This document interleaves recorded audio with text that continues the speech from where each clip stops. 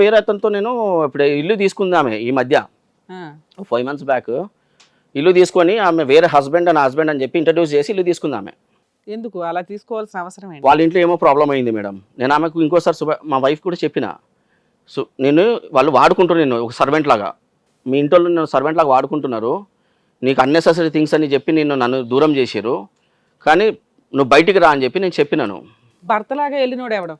అది ఇప్పుడు చెప్పిన బావనే, ఫస్ట్లో మీకు బావ అని చెప్పినాం కదా, వాడిని ఇంట్రడ్యూస్ చేసి డ్రైవర్ అది అని చెప్పి చెప్పిండ్రు. నేను అందుకే మీకు వాళ్ళ ఓనర్తో మాట్లాడిపిస్తా అని చెప్పింది కూడా అదే రీజన్. ఇల్లు రెంట్కి వాళ్ళ తీసుకుని నా భర్త, నాకు 3 పిల్లలు అని చెప్పి. ఓకే. ఇది అయిందని నాకు చెప్పింది. ఇట్లా చేసిన నేను ఇన్ని సంవత్సరాలు తప్పు చేయలేదు, ఇప్పుడు చేసిన నేను. ఎందుకు ఆల్రెడీ డైవర్స్ కేసు ఏదో కేసు ఫైల్ చేసింది కదా, కోర్టులో కేసులు నడుస్తున్నాయి. ఇదంతా స్టోరీ అక్కడ బ్యాక్గ్రౌండ్ లేదు, అంతా నడుస్తుంది. ఈమె ఈ లోపల ఏం చేసిందంటే వాడిని పర్మనెంట్ గా చేసుకుందాం అని చెప్పేసి నాకు డైవర్స్ నోటీస్ పెట్టింది ఆమె. నాకు అప్పుడు నేను అదే చెప్పినాను కదా, నేను ఈమె